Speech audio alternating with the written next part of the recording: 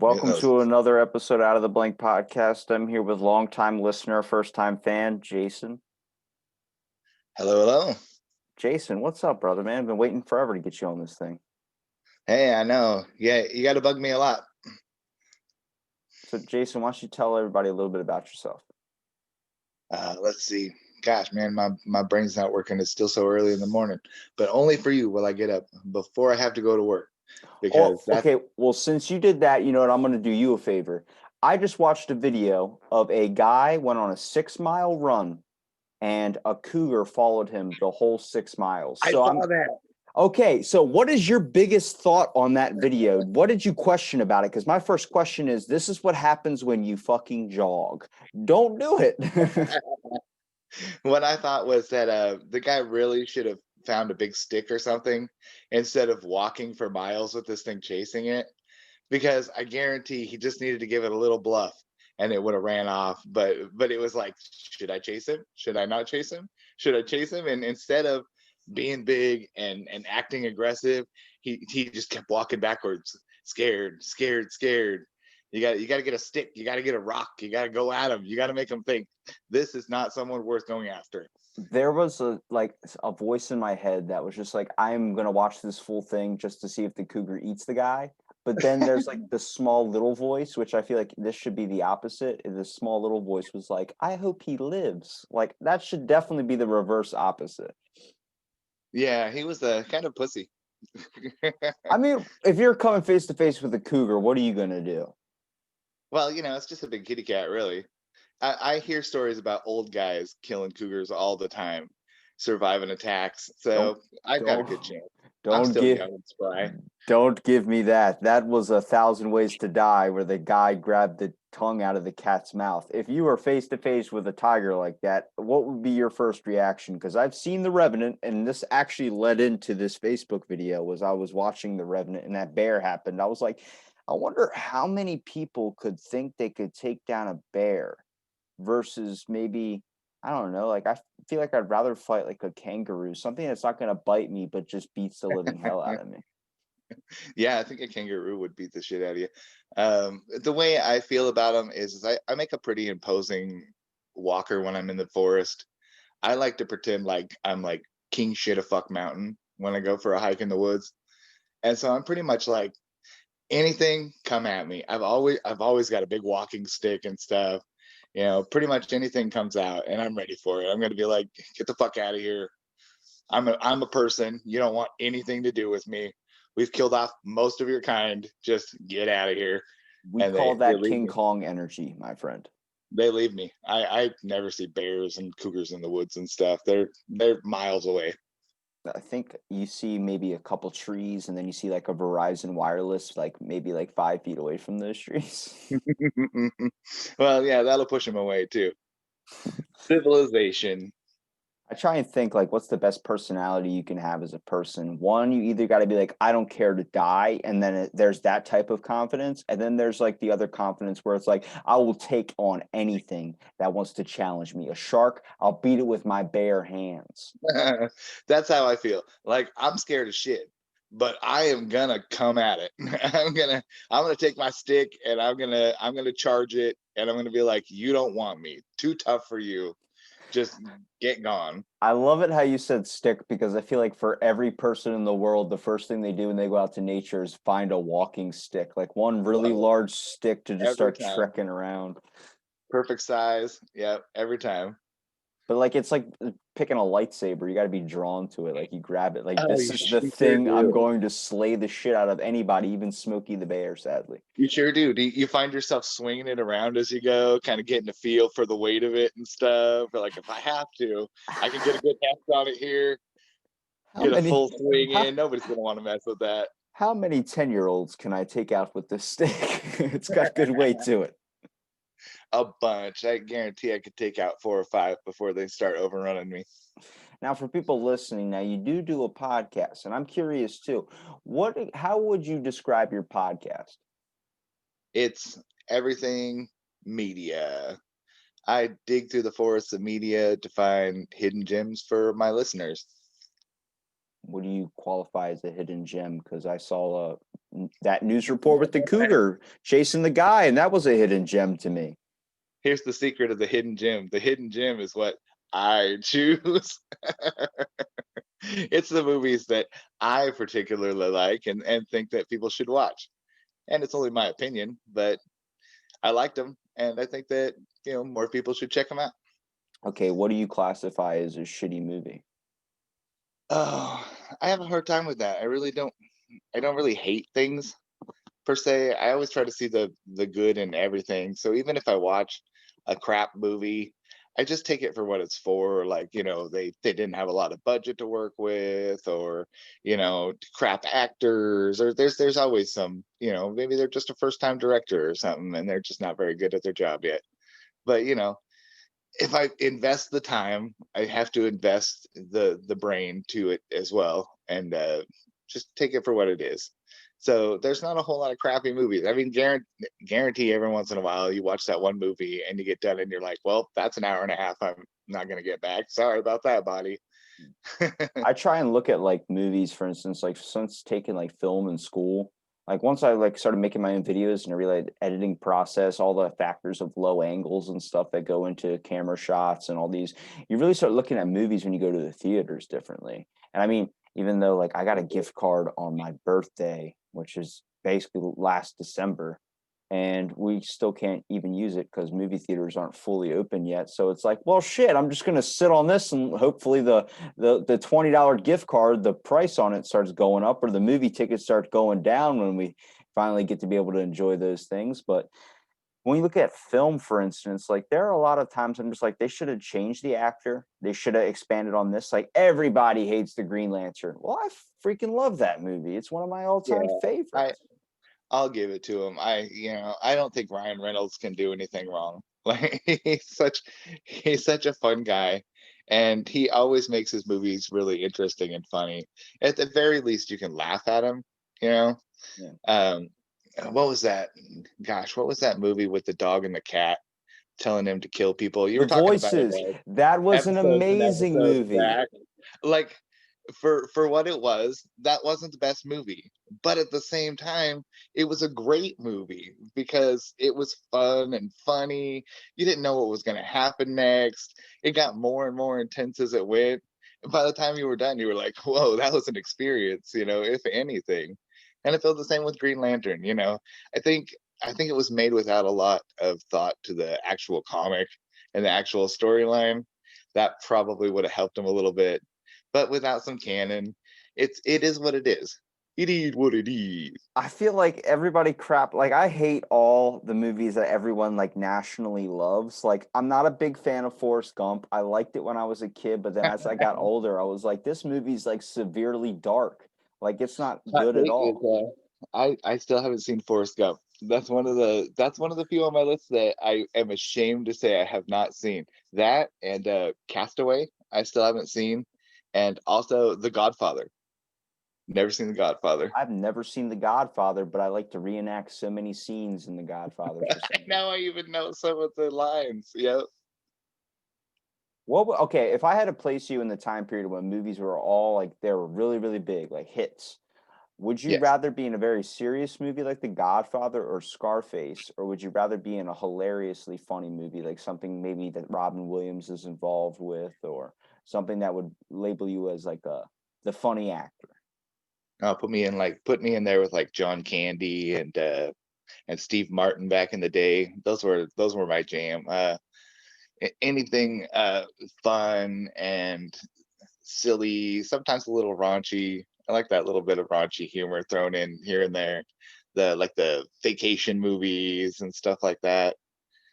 Yeah, I would think I would do way better with that. I'm kind of a wacky guy. I like to do voices and have fun and laugh. And I think a serious movie, I would have a really hard time pulling myself in and focusing on trying to act serious and Do you think that like profound. it seems like the quality of movies, in my opinion, has gone down only in the aspect of what I'm rating it off of seems to be the actor or the actress that's involved with it. Because I feel like now everything relies so much on CGI or so much on like effects or action or stunts or something, where I'm like, back in the day, like the guy that played in the movie Hubie Halloween, I forgot his name. The one he played in Goodfellas.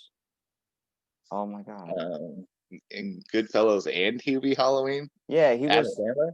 He no, not Adam Sandler. He was the other guy, the one that picked on Adam Sandler. I don't know. I haven't watched Hubie Halloween yet. I About do have that on my list. I've heard from a couple of people that's good. don't make me Google in my I've podcast. heard that's pretty fun. I will Google in my Turn podcast. on the Google machine. Here we Hang go. on. This is where all because Ray Liotta. Ah, Ray Liotta. Right So on. he's Ray Liotta. labeled as a serious actor because he played in all those old mafia movies and very, very serious. And a lot of his roles have been serious since. Now I'm like, is it better to be labeled that way? Like, I mean, back then, like if you were in a movie or if you were in a TV show, you basically got stuck. Like that was you as what your career was going to develop into. Like I remember learning about the Fresh Prince of Bel Air when they asked Will Smith, what do you want your character to be called? And he was thinking of names. He's like, man, that's a tough question. And they go, just remember, whatever you choose is going to be what people are going to know you as for the rest of your life. So he's like, all right, then I want to be called Will Smith on the show.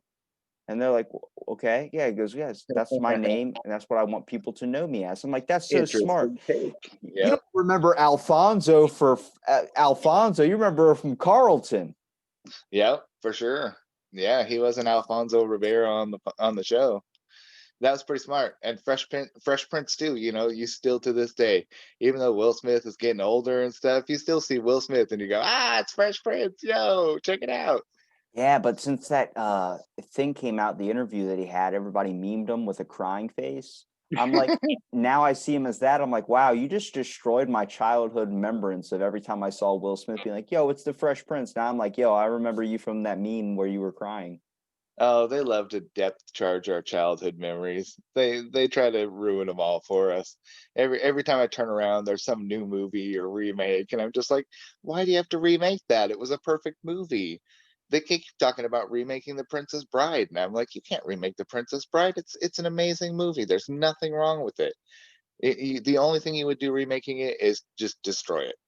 Well, okay, so what I like, I'm not going to spoil it for you or anybody out there listening, but what I liked about Hubie Halloween was that it was like, don't mess with the Zohan comedy. It was that Oh, stuff where love like you watch it, like that can't be played today. Like when this came out, I binged watched it on Netflix over and over because I'm like, it. this could be cancel culture for so many things, but I'm like, I think that's what we need is like you need something to laugh at that you know is a joke, you know it's so ridiculous that anybody could think that way, or we take movies so serious now with everything has to be careful. You can't draw this line. Why didn't that role go to this role? It's like people complained about Space Force, and that was the aspect of they didn't have enough Asian casting or more color casting. And I'm like, hold on a second. Are we just missing out what the whole point of the show was supposed to be about? Like, I get it. I get it. I understand. More roles need to be developed. But honestly, like, if you're going to throw Christian Bale in a scary movie type, or not scary movie like legit horror, more like scary movie like the comedy parody, it's not gonna work. You can't throw Charlie Sheen in the movie Halloween without thinking Two and a Half Men. Like it's just not gonna work that way. For sure, for sure. It's again, it goes back to that typecasting. You know, some people have those roles where they know that they can break out. They come in serious, but they know that if they have to, they can be funny and silly. Like Ray Liotta and stuff like that. People that can go in and can play just a serious straight role the whole time, but at the same time can just turn around on that and bring the silly. I guess it's like the guy Michael Chivikits. I feel like he's in Hubie Halloween. He's the bald guy that played in Fantastic Four. He's the Thing.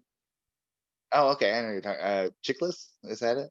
Dude, that guy has like no offense to him, and I'm actually trying to get him on the show. He has a very, very small following, but I've seen him in so much of my childhood shit. I'm like, how are you not more popular? But it's like the roles he plays is always casted for like the angry guy. It's like when you listen to Mhm. Bill Burr's podcast, you're just hearing him rant for 30 minutes about the laundry or something, and it's like it's just funny because that type of anger. I'm like, Mhm. this is where you got to find what personality. Same thing with podcasters. When you found your niche, like when did you decide that you were going to focus on just, is that the initial intent of the podcast? Like when you first started it, or did you develop that later?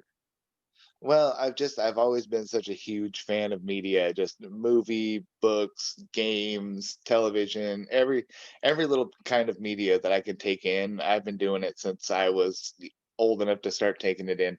I remember waking up when I was like 4 years old, and I would go out in the morning and I would put tapes in the tape deck, and I would just listen to music really quietly so my parents wouldn't wake up, and I would listen to music. And it was just like one of that first forays into like, I am going to enjoy taking in things for the rest of my life. I'm going to enjoy watching great movies, great television, listening to music, all kinds of music. I don't even have like a hatred when it comes to music. I'll listen to country if it comes on. It's like not usually my jam, but if it comes on and I'm like, well, damn, that's a good song. Like, I'll listen for a second, I'll give it a try. I And I definitely just like wasn't a fan of experiencing like things. I wasn't a fan of any of the new rap stuff that was coming out. Like I never even listened to Post Malone. I remember I was in the car and I feel like it's got to hit you at a certain time. You got to be kind of like in this weird vibe or mood for it. For instance, like I mean, I grew up like, my dad was in a Kiss tribute band. That whole rocker DJ lifestyle was like everything I knew. I knew every single old school Metallica, all these old school songs when kids around me are listening to Black Eyed Peas. But I'm like, that's just like when I listened to that Post Malone song, I was going through a really rough spot that month, and the song came on and it hit me where I started getting some tears go down my head, and I'm like, whoa, like that's the power of music. How much are we just saying, oh, that's not number one, that's not trendy, or we're not actually taking in the full grasp of the song? Like the movie, not movie, the song by Outkast, Hey Ya. If you listen to the acoustic version of that song, it is deep as shit. That'll make you cry like you're It's watching so Titanic. sad. Yeah. It's so sad. That's how I feel about music too. It's super powerful. Music will make me cry. I can listen to music and cry all day. And sometimes it's like you feel the depth of emotion in the song, and sometimes just a song is so powerful that it moves you, and it's not even like a sadness. It's almost like a joy, or a there's just this feeling that it brings out inside, and it drives me to tears all the time. I'm just sitting there listening to something that I really love, and my wife looks over and she's like, why are you crying? Like, because this song is just so good. I give you There's just guys the something about it. like people that focus on media and focus what they love about like certain genres of songs, certain movies and stuff. I give those people admiration like yourself just because of the fact of like I feel like you're truly appreciating what a lot of people like even neglect to even bother to even look into. Like people that don't watch TV, people don't watch movies and they say it's like, "Oh, that's for the weak. You got to go outside and be a farmhand." I'm like, "Hang on a second. Like this is content that's being created and they're getting the most out of it." That's why I always love when people like talk about their favorite movies.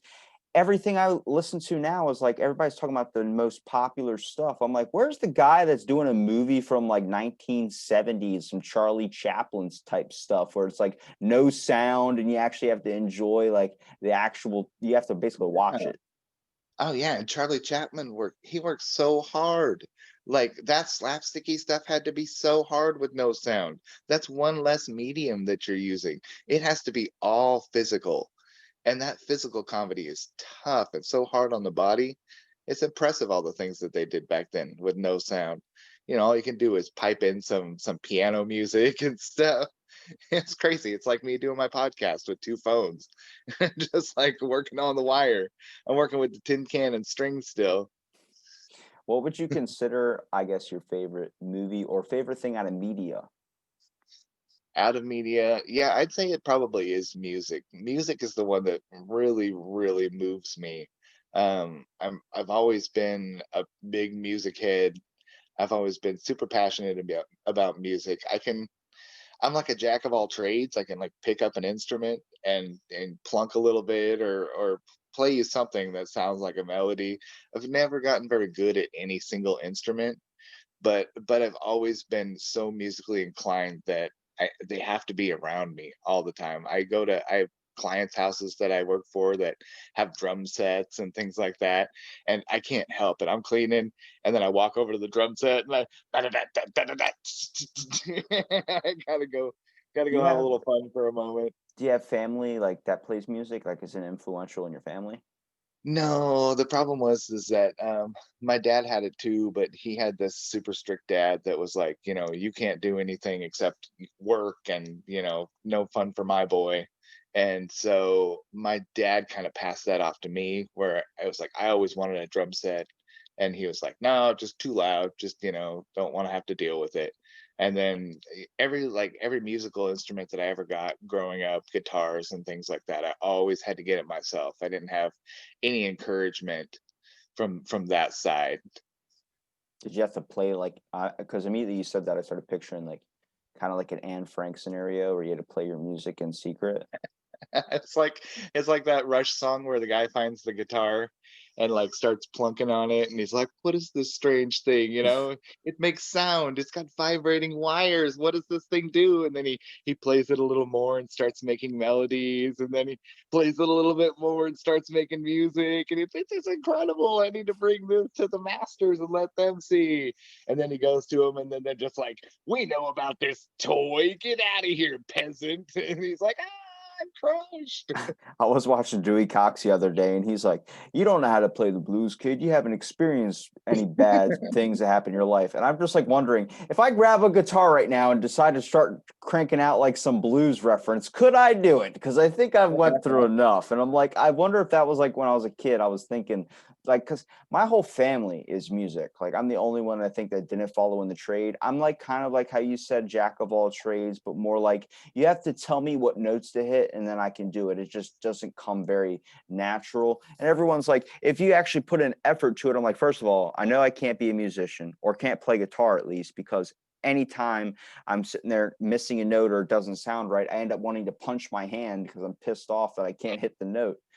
But I mean, my dad, drummer, mom sings, play guitar, my brother sings, plays guitar, and everybody was like going out and doing concerts and doing all these gigs things. And I was just kind of carrying the equipment, why don't you Yeah. play an instrument? I'm like, give me one like a Rainstick. I will fuck up a Rainstick. I can tell you that. Checka, checka, checka, checka, checka, checka, checka, checka, checka, checka. Yeah, take that. My mom said I'd never be anything. Yeah, just playing the Rainstick, slamming people across the head with a Rainstick. That would be me. I'd be using it. See, anytime I see a thing like that, I just immediately start thinking like old tribal stuff where I'd be like using it as like a sword. Like, Robbie, put the stick down. You're not in the wilderness. That's like the old didgeridoo reference that I used to listen to a lot of Kevin Smith's podcasts, and every time they'd talk about Australia, he'd be like, wah, wah, wah, wah. Like, there's an instrument for you right there. Wah, wah, wah. Do you think we could create an instrument? I think that's supposed to be racist now when you do Creating the an instrument didgeridoo or a sound. didgeridoo? Yeah, the didgeridoo sound. I think that's supposed to be triggering now. In I don't know. in Comedy what is supposed to land? ride the edge. In what Those land is Australians are the going to be so ticked at us, man. Look out. everybody in Australia is screwed right now? We get shadow banned by Australia for making didgeridoo sounds. They're like, oh, no, you don't, mate. I mean, it's crazy because I'm wondering what instruments are left to be created that haven't been created yet. Like, we have synths and all these other types of things now, but I remember being I feel that way, but then I see people make stuff that's like really wild. This guy will walk up with just like a metal box with weird apertures sticking out the side, and then he'll just start playing something on it. And you're like, what in the world is that even? So I think you can always find music in something.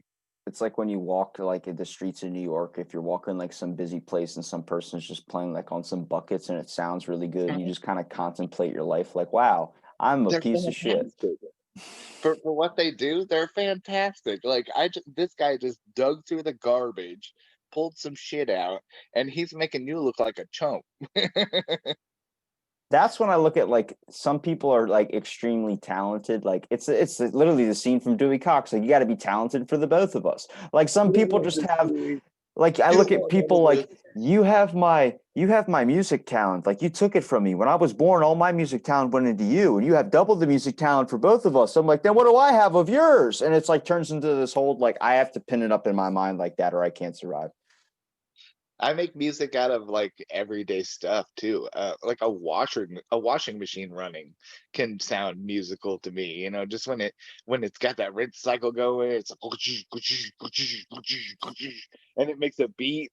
I've seen my 4-year-old daughter run in the bathroom while the washer's running, and then start dancing to the sound of the washer because it just makes this steady beat and rhythm and cadence. Oh God, who was the dude that said that? That was like, that's what I really. Oh yeah, it was Kevin Smith when he talked about how like one day he's on an airplane, his daughter was licking the air around her hand, and he's like, "What the hell are you doing?" And she's like, "My hand, the air around it tastes like Rice Krispies." And he's like, "I wish we could be that innocent to where that is a thing, like having chicken cutlets for That's hands or awesome. something." That's awesome. Hey, and she's not licking her hands too, so COVID's safe still, right? Oh yeah, that joke was before COVID too, to give him props. For sure. Things hit so much differently now. It's these unprecedented times. Now they're saying that you can't, like, social distance isn't doing anything. They said that it's airborne, so even if you're like are away from somebody, you can still get it through the air. I'm like, is anybody realizing this is like the movie The Happening, where the fucking plants tried to kill everybody? Like, I'm just saying that's a great movie that people hate. I don't. Thankfully, no one's trying to commit suicide from. Well, I'm guessing there's some suicides right now. There's I'm a sure the lot. suicide rates are up. Oh my A god. lot of mental health problems from people being stuck in their houses for months and months and months. Was it always there though, or was it the fact of that you had to actually focus in on it now that you were stuck inside your house and couldn't go anywhere? I think a little of both because, having my kids not going to school and being home all day long drives me nuts. And there's that little part of my brain that's like, oh, I wish I could just strangle them. And I think it's a little louder now that they've been home for months. But, I don't listen to that part of my brain. And so they're safe. It's like for the first two it's like for the first 2 weeks you're watching movies with your family, like, "This is awesome, we get to spend some family time." Then after, like, when it hits Mhm. the 3rd week, like, "When are you all going back to school? I'm sick and tired of this." Just give me a break for a second, especially young kids. They're on you all day long. You can't turn around without having one clung on the side of you, asking for this, asking for that, needing this, needing that. It's like, get independent already. I'm done taking care of you. Just get independent. You do my taxes for Yeah. once. You're 4. You're old enough to get into the fridge and make your own lunch. Get at it. See, this is where I'm curious on if I would be a good parent or not. I see a kid in the store, very cute baby, and I'm like, "Yeah, that's a beautiful kid," like, enough to bring, like, wow, like, really has me, like, looking at it like, that's a very like, I'm not a weird guy like that or anything. I'm just like, I get you. that's a beautiful baby." Like And then that's a I'm like gorgeous little kid. Yep. I see a kid that's like a toddler and he's screaming and crying and freaking out in the store, and I'm like, "Put him in a hot car." Like, Hmm. I know we can't do that anymore, but, like, that was the biggest moments of my life when I was shaped, was when I thought my parents died in the store because they'd been gone for, like, 6 days when really it was, like, 20 minutes. Yeah, and for kids, there's no sense of time anyway. I kind of feel like those. I think that a percentage of those kids that are left in hot cars it's not an accident, and it's disgusting. But I kind of feel that way. Like, there's a lot more people right now that are killing their kids, and it's super gross. What? Like, God, they drive you nuts, but you can't kill your kids just because they drive you nuts. Like I knew you made those. I knew, like, child You've abuse taken was all up. the time, you've invested all this time to make this kid and raise it up and keep it alive up to this point. So what's the point in beating them to death now? Give them a couple more years, they'll get independent and they'll be out of your hair a little bit. You're fine. Just hold out. I knew child Hold out. abuse was up, but holy, like, that is a true thing though. Like, the fact of, like, when I look at like a even a life, I try and examine it like that's 30 years that was on this planet that's wiped off. Like, that's somebody's kid, a parent that invested time into that. It's like having like your whole savings or something get A lost. lot. A lot by 30. That's so much investment that you've gone through. Not only from your like parents, but from everyone around you, from society and stuff.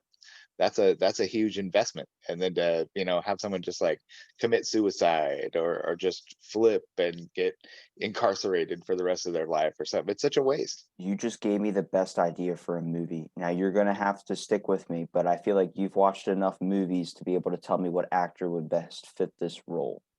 All right. Okay, so a guy lives to be 80 years old. He has like three grown sons, but they're all like in their like late 30s, early 40s maybe, and none of them have had kids yet. And then someone goes and kills all of his kids, like in a tragic accident, like a car accident or something. And the dad is dying basically on his deathbed. He has cancer or something.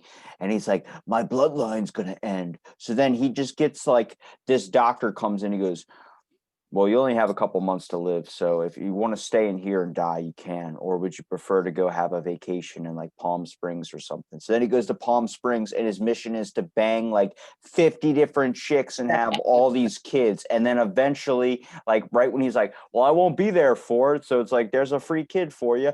He doesn't die. He actually does better. And then he's got all these kids and that he's got to start to take care of. So then he's like, I don't know what I would even call that movie, but I'm trying to think of who would play it. Wow, that's a Hallmark movie if I've ever heard one. And it starts out so dark and depressing too. You'd really have to work hard to pick people up after that first half that This isn't a is movie you're going so to enjoy. dark. This is Yeah, one you're going to I know. cry. You're gonna be crying for the first 45 minutes of the movie up until he goes on vacation and finds his true love. Yeah, maybe that's the spark that he needs finally at 80. This is what gives me a will to go on. So it's kind of similar to the movie Delivery Man by Vince Vaughn, which everyone hated. I don't know if you've ever seen it. I don't know if I've seen that one. No. He literally like he donated all of his sperm to a sperm bank, and then the guy tells him like you have 400 and something kids, and he's like, Oh yeah, what? that does sound familiar. And he's like, what? So he's tracking down all these kids, but he's not telling them that he's their dad. He's just trying to make their lives a little bit better because they were missing out on having a dad. And it's like all these different, like, and that's what I was looking at because that actually got me really interested in because I was wondering how much money do you get for donating your sperm? It depends on your appearance. But then I found out when you donate, you can only donate a certain number of times and they have to be in a certain like the area. They have to be like a couple states away. You can't just do it all in one state and then do it in another state, then do it in another state because of the risk of inbreeding. The fact that Yeah. your kids could possibly meet up and then and eventually get married or something and cause incest. And I'm like, yeah, that's turning me off the idea. I don't need cash that bad to know that I created like a four-eyed like zombie out there or something. Yeah, that would be so wild to know that you have progeny that has no connection to you whatsoever. Would be kind of a strange feeling. I don't know if I could deal with it. Would you want like it? Let's say that your mom told you you were out of a sperm bank. Okay, that you were like this and you didn't know who the dad was. And then like, would you want to find out who he was, or would you not want to? Oddly enough, I was born on the same day that the very first test tube baby was born. Are you a test tube baby? Maybe. Nobody said anything. My dad's been tight-lipped about it, so I'm guessing yes. Oh, okay, okay. Since you're a parent, do you think adoption is okay? Oh yeah, for sure. I think there's a lot of kids out there that just they get a shit roll of the dice. A lot of kids are born to drug addict parents, people, young parents that can't take care of them, that don't have enough responsibility to deal with a child. A lot of children are a product of rape and stuff. And the mom was either too embarrassed or whatever to go get an abortion or something. And a lot of people are just really against that anyway. And so I think there's a lot of kids out there that really need that extra chance, that chance to get a parent that's going to take care of them, to get someone that's gonna be there for them besides the crap hand that they've been dealt in life. I think Mm. people make way too many babies. I think it's something that people should consider a lot more. People just go willy-nilly, you can have sex for free, so here's a baby. It's not that hard to make them. You should probably be more careful about it, because I'm got one that's I let's see, I got with my ex when he was 2. That's my oldest. He's now 26. And then I've got a 19-year-old, that's mine. And then I've got my 4 and my 6-year-old. And kids are a lot of responsibility. I wouldn't push that on anybody that wasn't ready for it. I was just gonna pitch a movie idea if we could do like the reverse opposite of Karate Kid, where the kid adopts like an older man to do all of his like chores for him, and then they end up bonding and having this amazing experience. And that's what the old man needed to go on. Yep, there we go. There's that same old man. Kick him in the face. It's got to be someone like Robert De Niro or something. Someone that could be all serious and can really tear your heart out, but then can smile and laugh about it. Have It a good should time. be Jackie Chan, and then we just find some kid that adopts Jackie Chan. Like, I haven't seen Jackie Chan in a long time. He's probably getting pretty old now. no, that's what I'm saying. He is very old now. He actually might not, he actually might play the part perfectly because he might not even know he's in a movie at that point. Yeah, But and what with I'm all saying, those stunts and stuff, like he's definitely the crotchety old man by now, I'm sure. you want to know an actor that is gone that a lot of people like, he used to be so huge back in the day. He's not huge anymore. That's Brendan Fraser. That Yeah. dude was in the fucking Mummy, and then everyone's like, "What happened?" So we got out of shape. I'm like, he developed a major illness and then beat it, and then he lost all of his hair. He lost so much. Yeah. Yeah, that happens to so many. I loved Monkey Bone. Monkey Bone is still my favorite Brendan Fraser. That was so quirky and fun. I know it got panned really hard, but I think that was a super fun movie. And some of the visuals in that movie were incredible. That scary doctor scene and stuff, where it was all surreal. That stuff was a trip and really good for the time that they made that movie. Okay, you want to know the best director in my opinion when it comes to scary movies? That's going Who? to be Rob Zombie. Rob Zombie is pretty good. I saw House of a I've been a big Thousand fan Corpses when since I was I was 14 years old in super a bike young. shop. I discovered White Zombie around Las Exorcisto, right when Las Exorcisto dropped, and I was like, "Who are these guys? They're incredible!" And like that was one of the things that I always liked about White Zombie was that they used Rob Zombie's artwork and stuff, and that guy's got some darkness in him, but he's so creative. Like He's like a well, fountain of he creativity. made so He's like many a Tim good movies and Burton good songs and style stuff person. too, but everyone only remembers him for like his little part in Halloween, where he even admitted that he didn't even get to fully control the new Halloween. It was a bunch, but everyone's like, "Oh, Rob Zombie, he created that shitty Halloween movie." It's like, do you not realize he made so much more? But it's that one thing, that one little thing people don't like, they grab and they hold on to. And I'm like, He's a Paul, fountain of creation. That guy is just pouring out creativity all the time. Still is to this day, still making music, still working on movies. Just this fountain of creative juices just constantly flowing.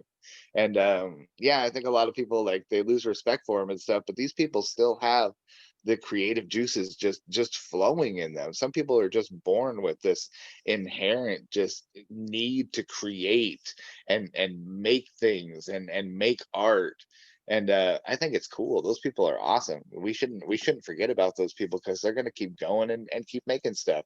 If Rob Zombie right now lost all of his clout and just ended up some old guy sitting at home not doing anything, that old guy sitting at home would still be painting and drawing and stuff. And that's how I feel about like the podcasting and stuff. Is it's like I'm an older guy, and like a lot of the younger kids are like, oh, that old daughter and old guy, we don't really respect his opinion that much.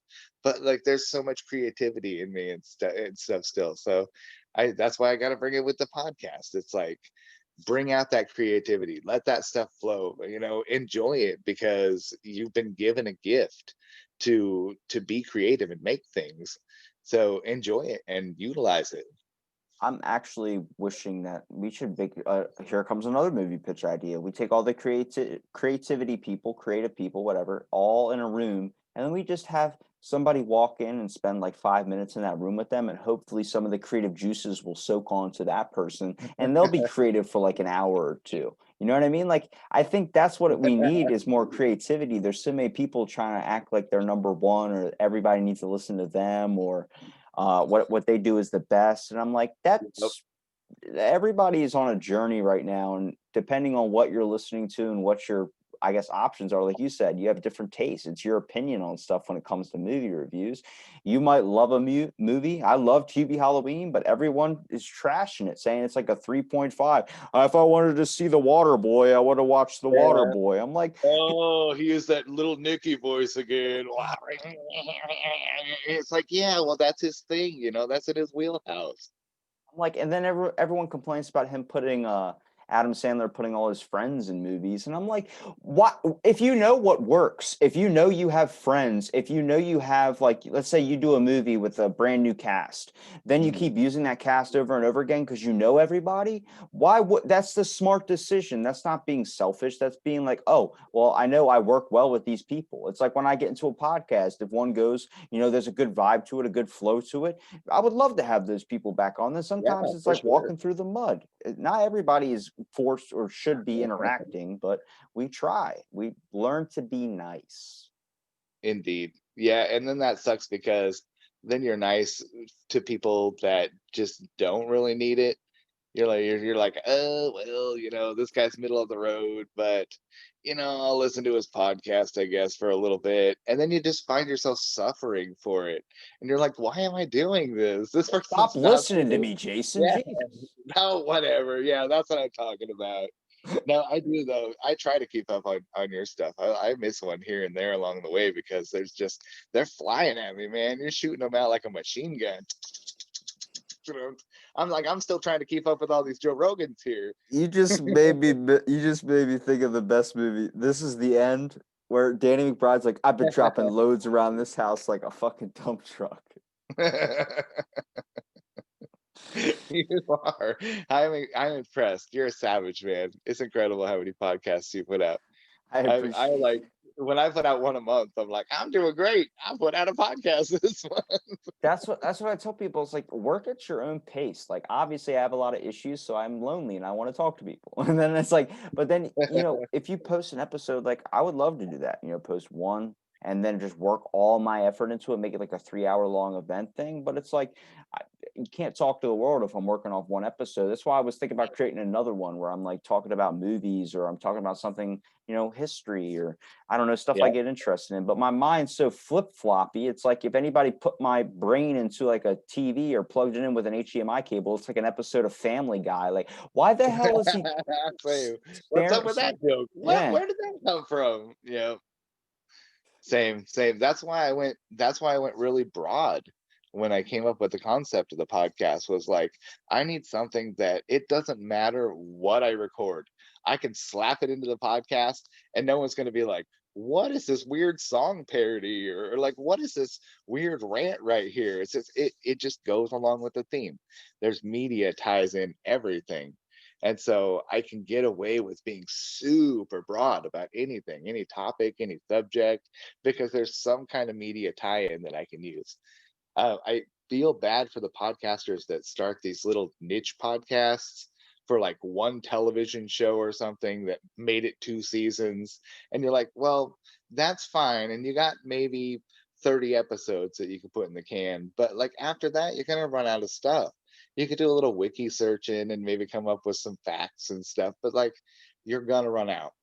And then whatever rando show podcast that you got going on is going to have to come to an end. Yeah, it's like my buddy Mike Lando. He's been on here a couple of times, but he does a Star Wars podcast. But Star Wars is over, so then it's like talking about theories or looking at like the lore behind Star Wars, which is good. It's a good spinoff, but it's like that with the show. If you do a podcast on a TV show that's ended, it's been gone for like 10 years, but you just found it, it's got one season on it. Then And there's after a you, big universe with Star Wars, so you get a lot of there's a lot of factors, a lot of roads you can go down with that one. But at the same time, it's still an infinite universe, and there's still only so much subject. I'm still surprised that movie didn't cause depression compared to Avatar. Avatar is the one major movie that caused so much depression in people, where people were like literally on the brink of suicide because, one, they saw the planet Pandora and really wanted to live on it. They thought that was amazing and they wish our technology could be like that. And two, they were upset about how we've taken Earth and how far we've gone with Earth. And I'm like, imagine being the director known like to cause depression in people. Like, either that's an amazing talent or skill, or that is a really, really like person that we need to burn.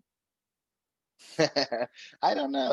I liked Avatar. I liked it for what it was. I thought that it was super well made and huge budget. You could tell, it really shined in all the CGI and all the glorious splendor of the movie and stuff. But like, I don't feel like I want to live on Avatar world, because I kind of like living in a society where I don't have to sword fight with people to stay alive.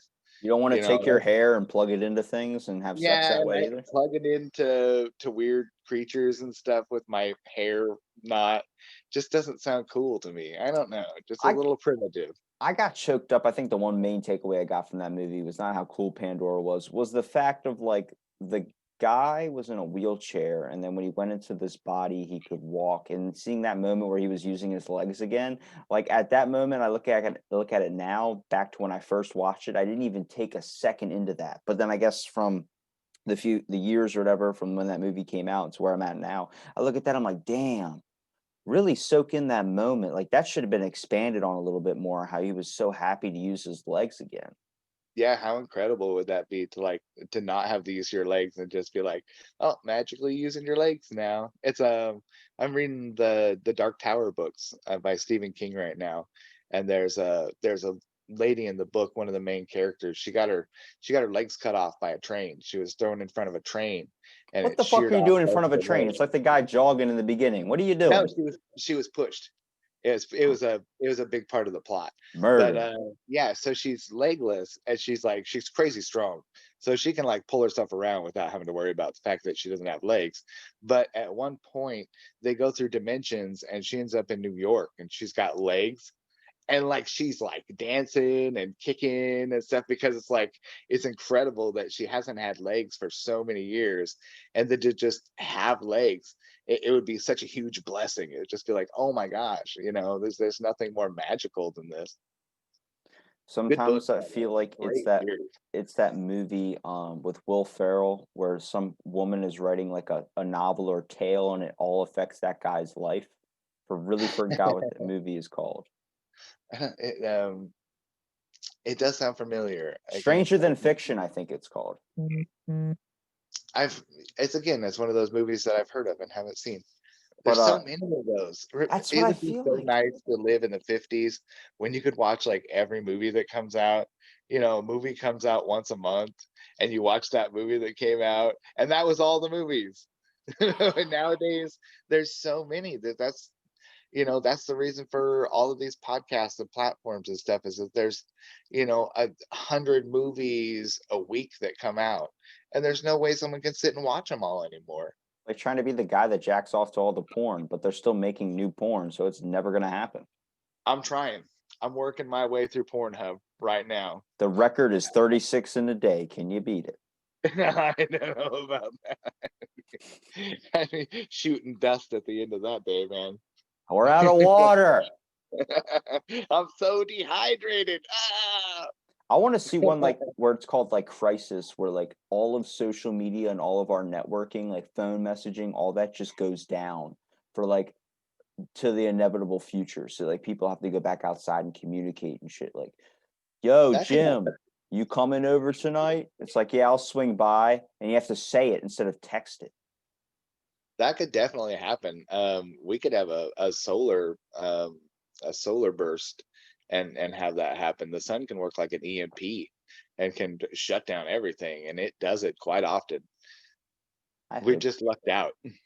I really hope it happens. I feel like if we just took maybe like a couple of days off from like the device, like I remember I was driving the other day and I was like, not even, I mean, gone 10 minutes on this, on the whatever, from leaving my house. And my phone was going beep, beep, like just notifications left and right of constant DMs and everything. And I'm like, Oh, and dude. I'm like driving and I'm trying to answer them. So I'm like keeping my phone down because I'm driving with somebody. And they're like, can you not do that while you're driving? And I'm like, look, okay, I'll put my phone down. I put my phone down and my phone's just going boop, boop, boop, boop, like just constant messages. And I'm like, damn, like imagine what that's got to feel like before, where you didn't have to worry about responding back to people. You didn't have to do any of that. I'm like, let's make a movie about that and show people the bright side of life if we just put the phone down.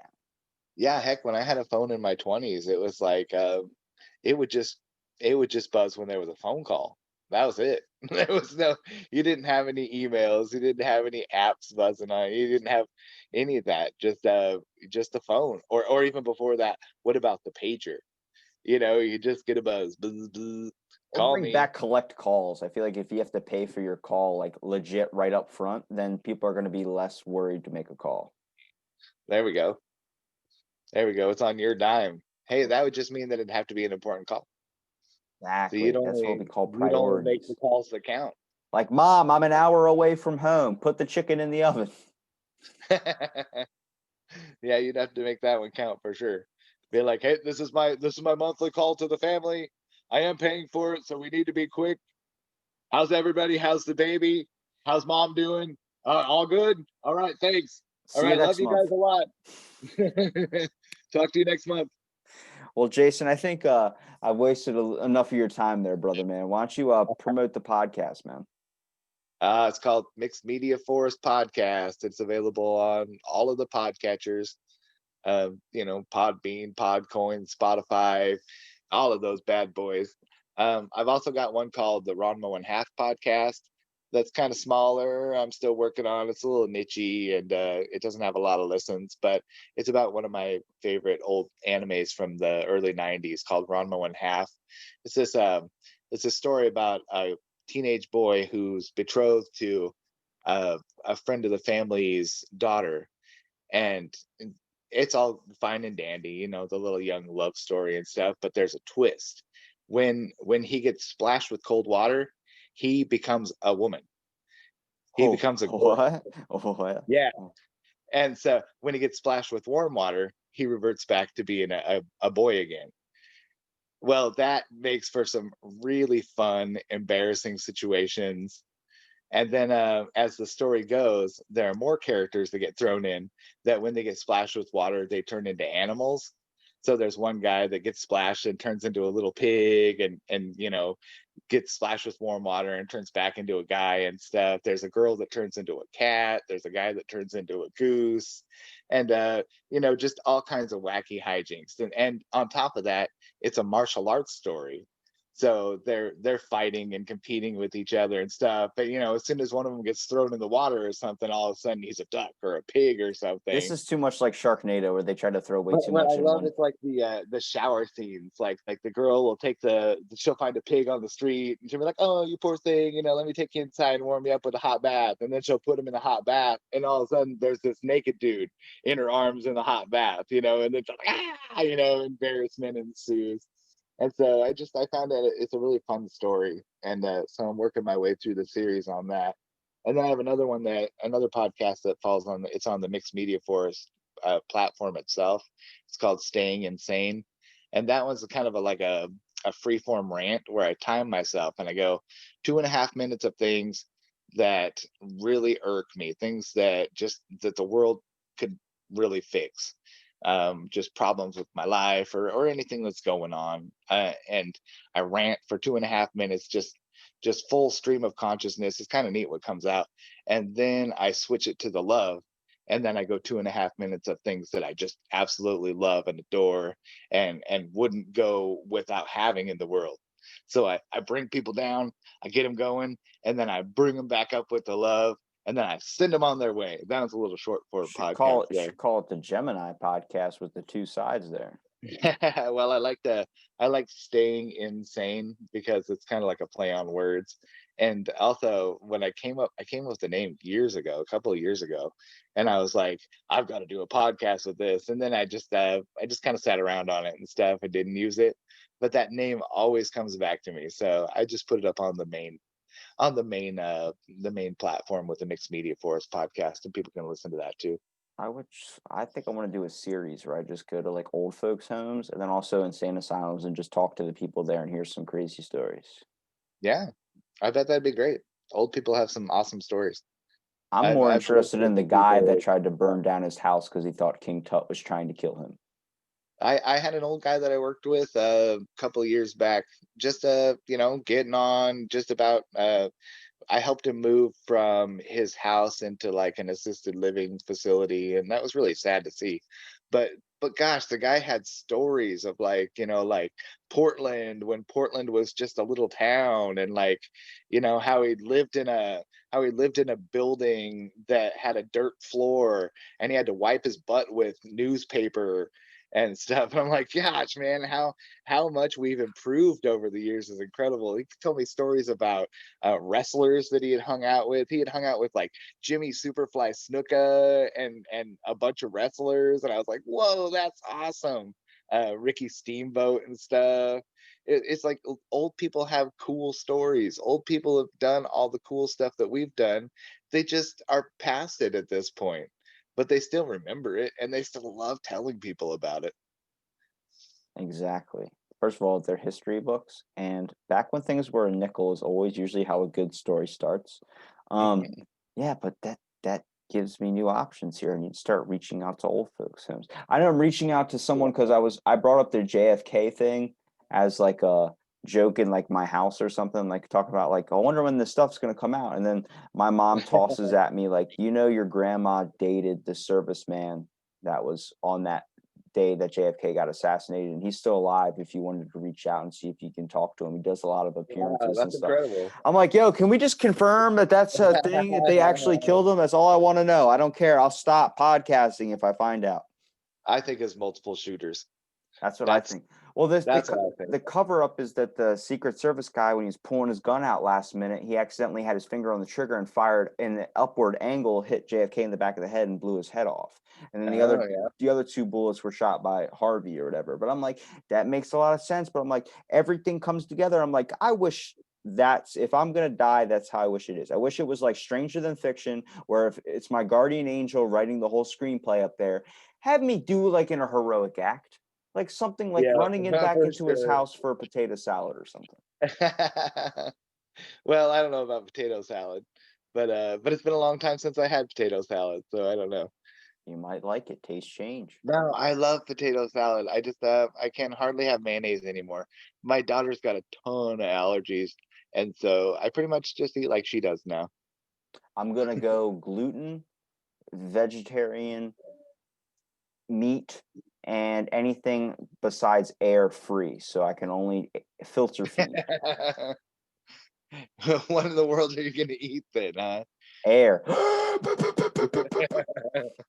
There are people that think that you can get all of the nutrients that you need out of the air. Makes There are sense because actual around my people hand it tastes like Rice called Krispies. they're called breatharians, All and right. they think No. that you can take in all of the nutrients that you need for your body by breathing deeply of the air. I'm not gonna uneducate this audience any farther, Jason. Well, come on, there's a lot of stuff out in that air, it's not just oxygen, it's all kinds of stuff. But We then can put again, the breatharians and the flat earthers all in the same boat, okay? yeah, I feel it's kind of, and like it's bad because there are people that raise their kids like that and stuff. And it's like, if you want to do something stupid, then by all means do it, but don't drag your kids into it. Let them decide if they want to do it themselves. I'm going to end on a quote from the worst movie of all time, and that is, stupid is as stupid does.